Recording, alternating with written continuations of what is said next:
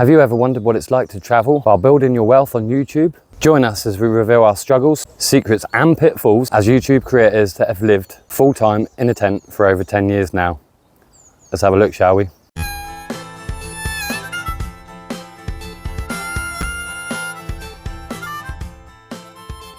It's just a complete minefield, but it's possible. It's possible because we're doing it.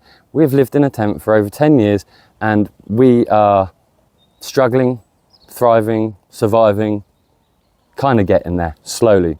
As you may already know, you've got to keep an eye on the algorithm. The algorithm is constantly changing, You've got to keep an eye on things like your curves. If you have a look here, these are real live analytics just for you, Insider Secrets. You've got to have a look at things like trends, geography, your upload times, and also your competitors, along with your main sort of analytics. It's not just about looking at your analytics. This is how well I'm doing. You got to do the research. You got to do the research on the changes and all the upcoming sort of ideas. What's trending in the public eye. Have a look here. That's apparently what's trending, and yet we try and make titles and videos that are different from what's trending. It's really difficult. It is difficult. But by showing you the live analytics of our channel, sometimes in regards to the curve, for instance, you have a look at that and you think, doing brilliant, it's going up and up and up and up, and that equates to money, right? Well, it kind of doesn't.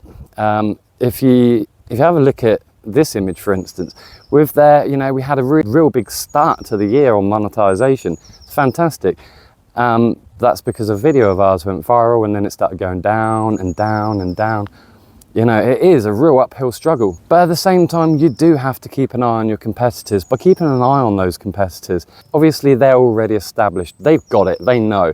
Why? Because they've been growing their channel year after year. There's things like newsletters, YouTube newsletters that they send out to us. It's all via email. You should have a look, have a read of it. It will actually show you, you can't just make a short and bung it out. Yeah, it'll do really well, fantastic. But for instance, if you don't have a correlating video to that short, it's not topical, you're gonna lose it. So, we keep seeing a lot of people, us included, until we figure that out. Why am I losing views? Why am I losing watch time hours? Because it's not engaging enough. Your viewers, you're making a 40-minute video, for instance, and your viewers are dropping off after 5 minutes. That's what you have a look at your analytics for, right? Your audience retention. I mean, look at our audience retention. 5 minutes, 11 minutes. That's on a 30-minute video or an hour-long video. You could end up, we've learnt by our mistake, instead of doing an hour-long video, make 3 videos at 20 minutes long, job done. You'll get more views, more payment, essentially, from AdSense and revenue and sponsors and stuff. And you've broke it down into 3 videos rather than 1. So 3 different opportunities in which you've had to build your channel. So let's have a look at some of the issues that we have to go through as nomads, right? You all want to know how to make money whilst living on the road, living free, rent-free, mortgage-free, things like that. We have difficulties with uploads. You can have a 10-minute video and it will take 17 minutes to upload. You can have a 40-minute video and it will take 45 minutes to upload. But then sometimes you can have a 2-minute video or a 10-minute video and it will take 9 hours, 9 to 11 hours, depending on our signal. We have to constantly keep negating that. Is the signal good enough for the area in which we're in?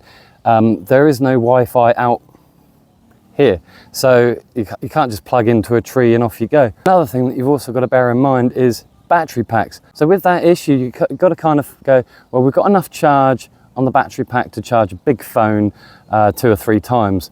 In making a video, you've got to consider the power, the signal strength, and also file size. Can you get away with uploading a 720p instead of a 1080p? Can you get away with uploading a 1080p instead of a 4K or 2K or whatever? We do it at 1080, sometimes we upload in 720 because of time, signal, effort, battery life, or we upload in 1080. I don't know if anyone's ever noticed, let us know. And also things like, we've had lots of comments of, oh, I love your dog, you should do more videos on dog. We've got a video on dog, a specific video. It's still not even reached 1,000 views, I don't think. So you've got to think, you're not just the boss No, you're the boss, and we try and accommodate and make those videos for you and make sure that they're appealing, visually appealing, and so on. Not only that, is if you haven't got an address or a care of and things like that put in place, what happens when you do become monetized? YouTube partnership program, you need to send them ID and your address. Then you've got to wait for your PIN number to turn up at that address to make sure that it all correlates with your taxes. It's just a complete minefield, but it's possible. It's possible because we're doing it. We've lived in a tent for over 10 years and we are struggling, thriving, surviving, kind of getting there slowly. Only been going 10 months. Yeah, we've only been monetized for 5 months. So, we're little babies in the whole of YouTube world, really. Being on the road, trying to take on those sponsors, do you get it delivered to a friend's house and they put it in an impost or a parcel drop, or you try and make a new friend wherever you're going? We're going to Scotland soon. So we have to try and reach out to people to see if we can use their address to get products sent to them if we want to do product reviews and things like that. It's also a really good idea when you're getting issues like this to have thick skin. The more hate you get, well, it says that you're doing something right because people want to know and people say do this and do that and just hobos living in the woods, scumbags, zigzag your way to the dole office and all that lot. We're monetized. It's a difficult concept for some to grasp, that the more effort and work you put into growing your brand, your channel, doing all that research, it's a fully fledged business. You haven't got time to mess around. You haven't got time to take on board those hate and then start going, oh, I feel bad, I'm depressed because of the haters. No, just grow thicker skin. You'll be absolutely fine. Take it on the chin.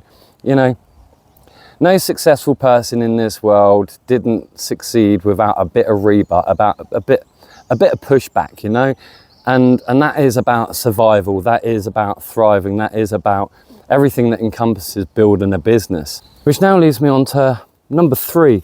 Well, number 3 is like your concepts.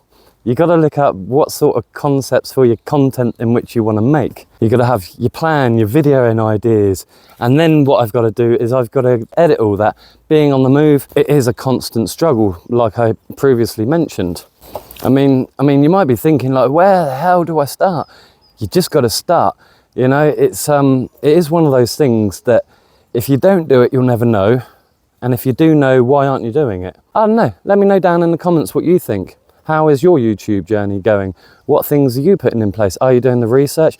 Are you up to date with some of the most current events and new changes, algorithm changes, news, policy updates, things like that. Things like that you should be having a look at and trying to build your business. So the typical day is you gotta wake up, you gotta think of an idea.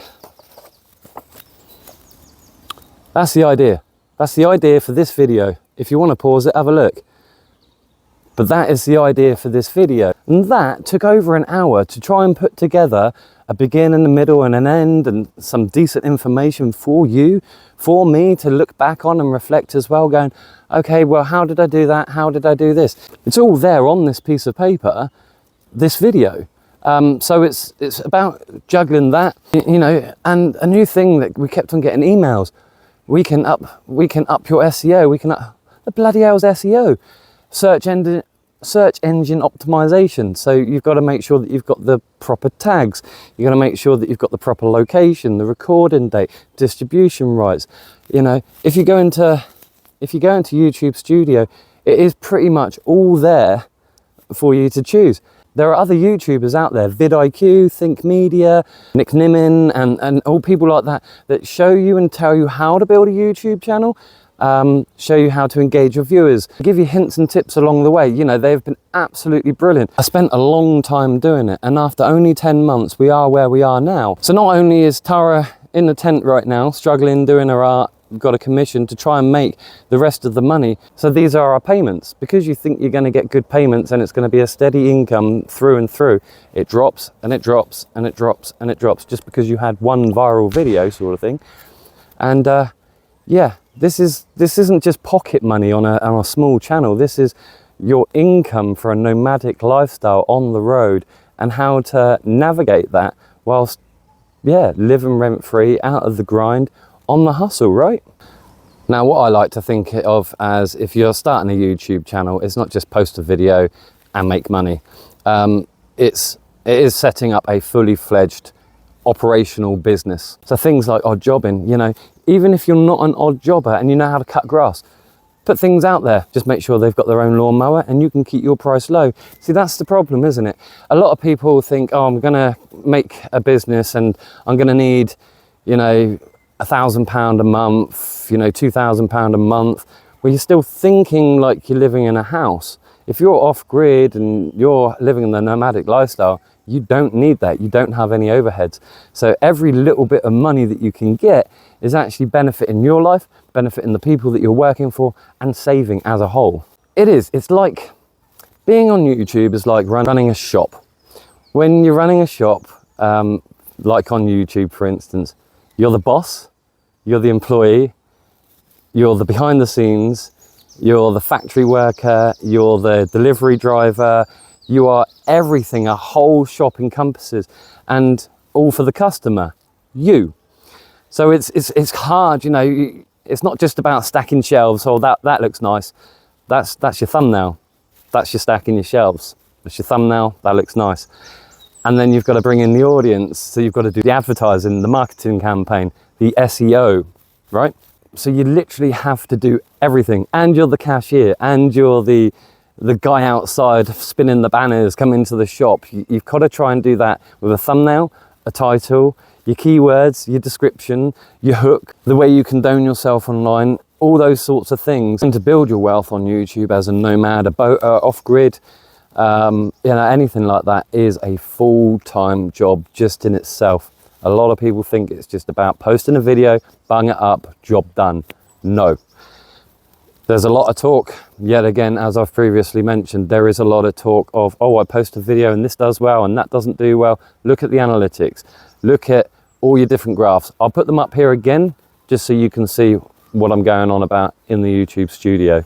So now you see what sort of effort it requires for us to do this sort of lifestyle on YouTube, bringing new content every other day or every other few days and things like that. So what can you do? It's not easy. If it was easy, it wouldn't be worth doing. It's not at all romantic, it isn't. You're trying to make a video in the pouring down rain, all those sorts of things. No, it is not romantic. It is not running through waterfalls, naked swimming in rivers and streams and ice dips and all this lot. As nomads, no, you got to keep yourself safe. So it's also a really saturated sort of environment out there, isn't it? Everyone's done a wild swimming, wild camping, wild this, wild that, wild this, and they make it all look hunky-dory and lovely. It's not, it's bloody cold, it's wet. And it's also lifelong learning. You know, even a year ago, 2 years ago nearly, when I broke my hip, I sat there going through the algorithm, you know, and it all started off, you only needed 500 subscribers at the time and all that lot. I thought, yeah, brilliant, brilliant. Still didn't start. And all that information in which I've written down now, if I find it, I'll put it up here for you. But all of that is kind of null and void now for our channel and what we're doing, you know? So it changes daily, it changes monthly, it changes yearly. So I heard a good podcast the other day, and he was saying that in 10 years time, you know, it might not be YouTube, it might be another social media, it might be the algorithms changing again, you know, because 10 years ago you could post anything and still get the hits and go viral and bring good content to you, right? So no, the algorithm, everything's always changing, so you have to stay abreast of all those changing components within YouTube or whatever social media that you're on. It's a commitment to a full-time job. Look at it that way. If you want to succeed in your full-time job, put in 110%. Do more. Really, honestly, do more. So what to do? Start now, do the research, and happy hopping.